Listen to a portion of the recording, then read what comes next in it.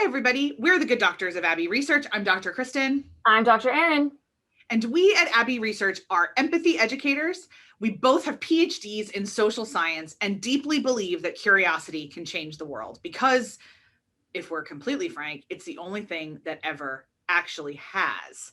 Because stories and relationships are what change us as people and therefore change how we move through the world. And one of the easiest and most concise ways we think of in terms of how to change all of that, how to build empathy, how to build inclusive practices in our own lives is, believe it or not, to talk about popular and lived culture, which we do here on our YouTube channel. We'll have conversations about everything from the body shape of characters in Bridgerton and what that can mean for body shapes of humans in our personal lives, to covering what exactly is going on with Britney Spears and what that tells us about how pop culture deals with women. We talk to each other all the time. We turn on the recording devices for y'all because we love to have the conversations as we are all building our empathy and inclusivity together. So please comment wherever you are watching this, whenever you are watching this, and we would love to have the conversation with you. This video is part of our Colonizers World Tour series, which really evolved out of this idea that as we were looking at and talking about History and Heritage Months in 2020, we started to see a lot of similar patterns in cultures, and colonization kept coming up as a reason, as an explanation, as a framework. And we realized just how little we knew about the history of colonization. And we were, we took the sign from the universe and said, okay, colonizer, just Shuri joke. Okay, let's learn about colonization. So for the month of June, because it is Pride Month, we are looking specifically at countries where we could find documentaries or films about queer life and how that may or may not intersect with this idea of colonization and the continued practice of colonization.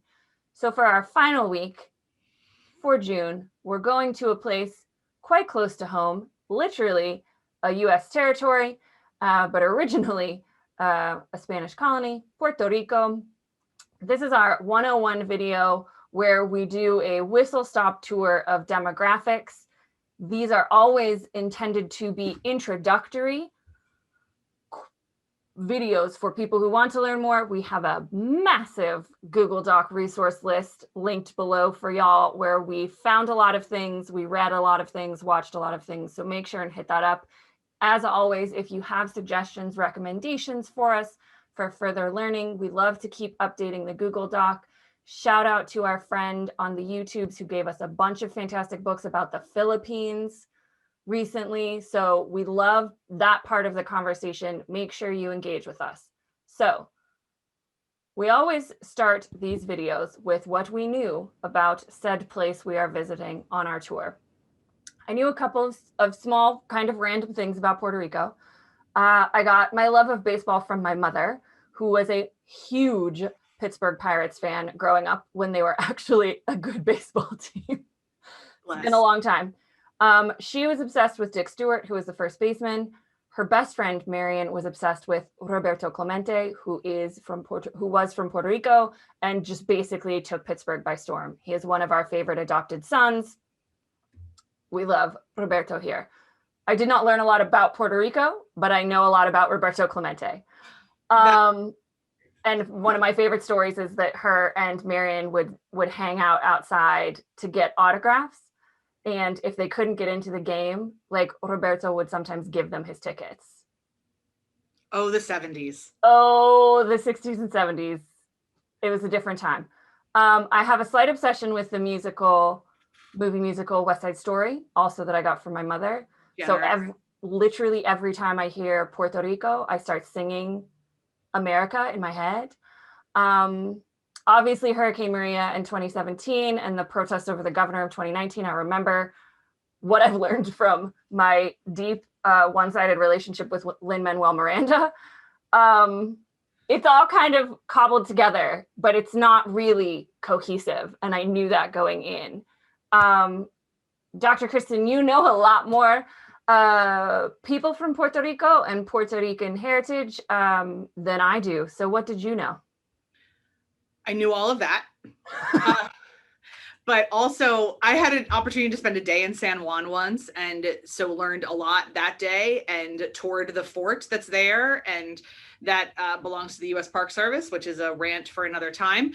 And we are very, very privileged at Abbey to be working with a lot of people who call Puerto Rico home. And over the years, they have cooked for us, and I have heard stories, and I have been given deep, passionate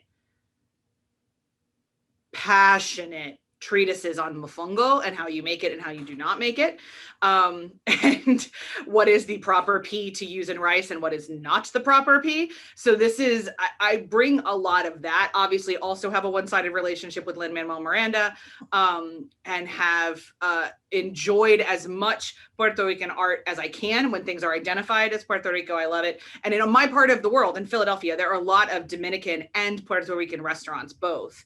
And so there's lots of opportunity to eat amazing Puerto Rican food, which is, I'm realizing as we're talking, I've never taken Dr. Aaron to, so that's going to get fixed. I know. Add it to the Colonizers World Food Tour. Yeah, literally we can walk to a place from here that's really good. So so much good. So additionally, that one of my life heroes is a gentleman named Jose Andres, who is the founder of World Central Kitchen. He is Puerto Rican, and is like, if I meet Lynn, I think I'll probably just giggle a lot. If I meet Jose, I will weep. Yeah, cry. Definitely cry. Like, he's just a better human than I am, and I want to meet him. And we'll link to World Central Kitchen in the footnotes, by the way, because if you ever have extra cash, they are an incredible place for your money to go. They show up in places where people need to eat, and they feed them. It's that simple. It's like they did absolutely fantastic work during the pandemic, helping food insecure people. We also linked in our Google Doc to a TED Talk that Chef Jose gave on the work that he did after Hurricane Maria in Puerto Rico. So just engage with him anywhere you can, because he's just a wonderful human. Yeah. And I'll actually find a link to, there's a great episode of Top Chef that he came on and talked about what they did in the pandemic. Exactly. Because they had the Top Chef testants work for him for a day in Portland to this season, the Portland season on Top Chef, which has been my favorite one ever, by the way. Oh, that's so cool. Down to earth it is. So they all went to work for him and fed first responders in Portland under his direction. So I'll link to that too, because I can't remember the episode right now off the top of my head. But if you are living in America and you have access to a Bravo app, you can watch the episode and it's worth it. Even just to hear about the way the first responders talk about a homemade meal. We all forget the sacredness of food, and kind of what it means. But before I can go on about Jose Andres and more about food, anyone who's watched this before knows that there are always food links in the Google Doc. There's always food links. So don't worry. There's them here too. But speaking of demographics, guys, let's go to the map and let's talk about what Puerto Rico really kind of by the numbers is. So it's an island in the Caribbean. I'm going to start singing In the Heights. It's an island in the Caribbean. It is one of its capital is San Juan, and San Juan is one of the biggest ports in the Caribbean. It's also a major cruise ship destination because of that. That's how I got there. And it's a huge natural harbor, and which is one of the reasons I think Dr. Aaron is going to bring up later about why this was such a strategic port for both the Spanish and the Americans. There's about 3 million people living there at the moment, and their official languages are Spanish and English. It is an American territory, so they're going to use the US dollar. I went to a CVS in San Juan and bought more sunscreen because my sunscreen had expired. So it's American, but their citizens can't vote. We'll get into vote for president, and we'll get into that in a little bit. In terms of the demographics, the CIA and the census data have two different sets of demographics. So the best that we can do, we think the census has been updated the fastest because we just did a census, the most recent. So it is around 63% of folks who identify on some level as white, but 99% of folks identify as some version of Latina, Latinx, whatever your preferred word for a group of folks is you get some, Pacific Islander and some other stuff in there, but really what it comes down to is that and when you listen to the other documentaries and everything about Puerto Rico, it's mostly Puerto Ricans that live there, or really rich white Americans that come over, but they try to get rich Puerto Rican Americans to come over. And so it's a very interesting demographic spot. Again, you can correct us. This is the data we found, and there is conflicting data. So it would be fascinating to find kind of what that looks like. It was strategically, the system of government is that, it's a Commonwealth now, but so is Pennsylvania. So it's Commonwealth a little bit differently because I, in fact, and so can Dr. Aaron, vote for president. Yeah. So there's a little bit of a different definition of Commonwealth that they've got going on. They have non-voting representatives to the House of Representatives in the United States. So, but they pay taxes. I will say, this is an editorial comment from Dr. Kristen. The fact that this nation was largely founded on having no taxation without representation, and yet we have huge chunks of populations that are now taxed without representation, is like one of the deepest, most American things I've ever heard. So there's a lot of issues with debt around this. There's a lot of debate around statehood versus independence versus kind of whatever. And we're going to get into that in a little bit. So don't worry, I'm not blowing by it. In terms of religion, because that's my job here on the channel, it's around 85% Roman Catholic, which should not surprise you because of the Spanish colonization at the time. There are still Taino, which were the original indigenous folks that were largely exterminated by the Spanish. Thanks, guys. 2 thumbs way up. There are still a lot of Taino indigenous practitioners in the rural areas. White folks refer to them, and not just white folks, I should say San Juan folks tend to refer to them as witch doctors when you do the Google. But there are traditional indigenous Taino practitioners. And from a little bit of research I did, there is an emergence, especially post-Maria, of these forms of medicine because of the complete failure of the infrastructure of Puerto Rico to provide for its citizens after Maria, which was not its fault. And that's another editorial conversation, but they couldn't. So before Maria, about 85% of the goods and services and food on Puerto Rico was completely imported. We're up to about 96% now post Maria. So you can understand why natural kind of healing, traditional go back to the land would be very popular in Puerto Rico at this moment. So that's the whirlwind whistle stop demographic tour. And now I'm going to pass it over to Dr. Aaron, who's going to talk to us about the history of colonization. Yeah, and it's worth noting too, what's really interesting and stroke horrifying about the import situation is the existence of the Jones Act, which is used and I'm a little fuzzy on the details, but it basically means like it costs a lot more to import things. And it's a World War I law that says that any goods have to touch the US mainland before they touch something else. So like San Juan can't get goods from Mexico. Right. They have to Mexico to America to San Juan. And this, as we've learned in our Colonizers World Tour, disproportionately affects these US territories that are, strategically in the Caribbean and in the South Pacific. So when we learned about Guam, we learned about the Jones Act and its impact on the cost of goods for Guamanian people. Very similar for our Boricuan friends. Yes. So colonization. The indigenous name of the island is Boriken. Puerto Ricans are known as Boricuas. That's frequently what they call themselves. And the indigenous folks were the Taino peoples, populated most of the Caribbean and some adjacent territories during the pre-Columbian era, so pre-Columbus. They were a subgroup of the Arawakan Indians. Sorry, I didn't look up how to pronounce that.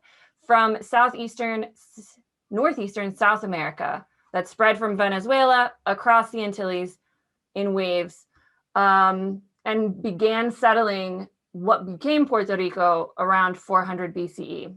Okay. They had a hierarchically structured kingdom Deities were very much present in nature. They invented the words, this is what I learned, canoe, hammock, barbecue, tobacco, and hurricane are all related to Taino words. I love it. So most of the population was wiped out by the Spanish, which I'll get to colonization in un momento, but a remarkable genetic legacy endures, and this is really, really interesting. They were declared extinct shortly after 1565. Just the Spanish were like, nah. Even though there were still like 3,000 Taino people living. And it is suffering from what is called a paper genocide, when you're literally like written out of history. Y'all.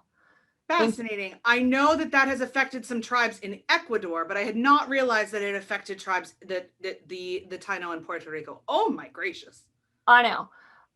So there's Taino people, we should say, like on all of a relation on all the Caribbean islands. Big Taino culture in Cuba, in Dominican Republic, in Haiti, etc. In 2003, and there's some genetic tracings to tribes that are on the continental United States as well. Yeah, all there's intermixed. A lot of interconnectivity. Yes. In 2003, a Puerto Rican biologist, Juan C. Martinez Cruzado, announced that, according to his study, 61% of islanders surveyed had mitochondrial DNA of indigenous origin. So indicating that genetically, there was still a lot of Taino DNA in Puerto Ricans, which is really interesting. And there has been, as Dr. Kristen said, kind of a resurgence in Taino identity. And we've got a great link in the Google Doc to an article that speaks to a bunch of Taino people.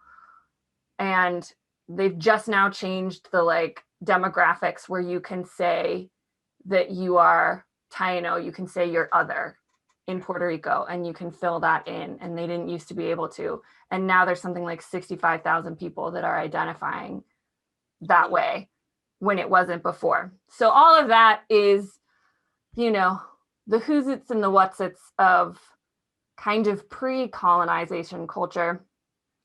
Colonization really is our dear depraved friend Christopher Columbus's fault, who arrived in 1493. The island, as I said, was inhabited by the Taino peoples. He had authorization from the good old Pope to take any course of action necessary for the expansion of the Spanish Empire and the Christian faith. Convenient.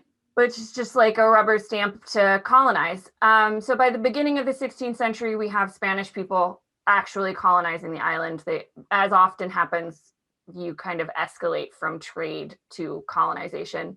Enslaved Africans were imported to compensate for a lack of native labor.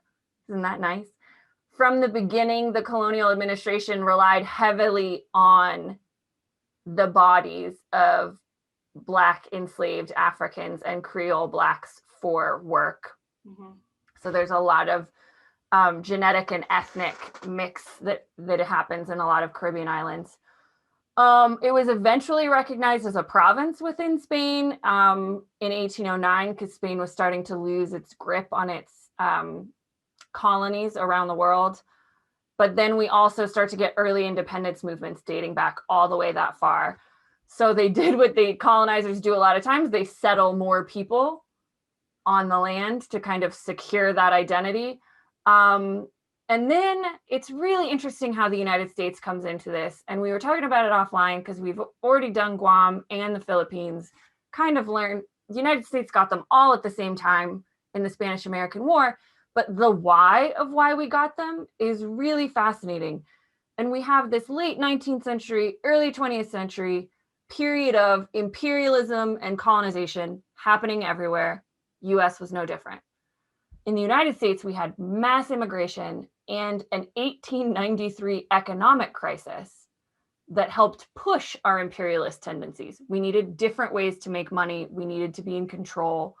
We also became obsessed with being a maritime power right around this time. There was also a rise of American nationalism in the 1890s. And everywhere, like nationalism everywhere in the 1890s, but also in America. So we won the Spanish-American Cubano-Filipino War. And two humans were very important in us acquiring this land. Alfred Mahan wrote the book The Influence of Sea Power Upon History and argued that America needed to be a naval superpower. And part of his strategy was to acquire land in the Caribbean as strategic coaling and naval stations during and after the construction of the Panama Canal. Yep. And that was Teddy Roosevelt's favorite book when he was Undersecretary of the Navy. Yes, and Teddy Roosevelt fought in the Spanish-American War.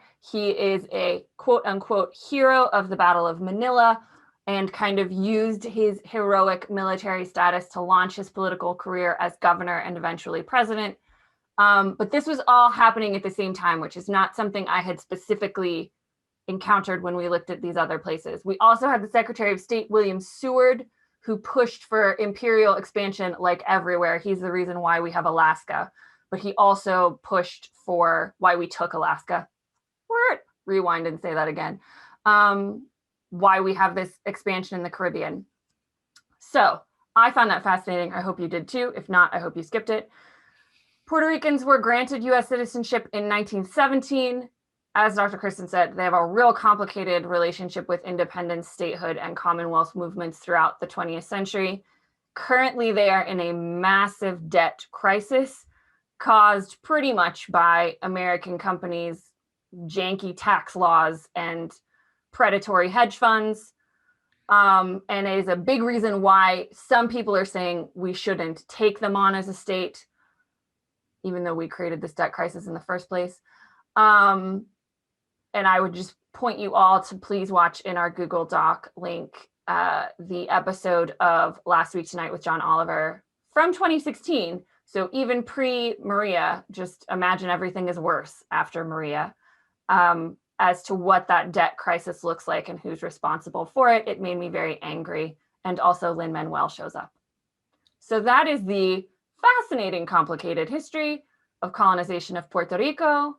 Dr. Kristen, what did you learn that you would like to talk about this wonderful island place? I want to talk about Bomba. So, oh my God. There is a very specific Puerto Rican only, honestly, dance art form of resistance called Bomba. And it is there are multiple links in the Google Doc regarding this, explaining it as resistance. Essentially what happened is that the enslaved Africans, as to be completely frank, enslaved Africans did everywhere they were enslaved, needed a way to remember who they were. And that was frequently done either through faith or through music, and frequently through both. And in Puerto Rico, it was specifically through drum music and dancing. And the relationship between the drum music and the dancing and the costumes and oh my gosh. So Bomba is this very rhythmic form of identity that I cannot recommend that you hang out hardly enough. I had not heard of it. So as soon as I learned about it, I went and found a couple of our folks around Abby who go home to Puerto Rico a lot. And I was like, why has no one told me about Bomba? Excuse me. What did they say? That they like just didn't think about it because it's such a part of who they are. They just like, it was one of those, like, I don't remember to tell people things about my family growing up. Yeah. We have to find a Bomba troupe in like a Bomba performance in Philly. There has to be one in the after times. We have to find one. This is the coolest cultural thing I've learned. Yeah, if not, like San Juan's not far. So it's gorgeous in how much I don't understand it. And that may seem really, but like, as they were talking about the intricacies of like, well, this drum is called this, and this drum is called this, and this. Okay, cool. I don't need to know any of that. I just want to enjoy the rhythms that you're moving to. So Bomba was my favorite thing I learned. What about you? Bomba has to be up there because I had never heard of it and I loved it so much. And now I'm wondering like if there's some Bomba influence in the dancing in West Side Story, which I'll have to look into. Side note.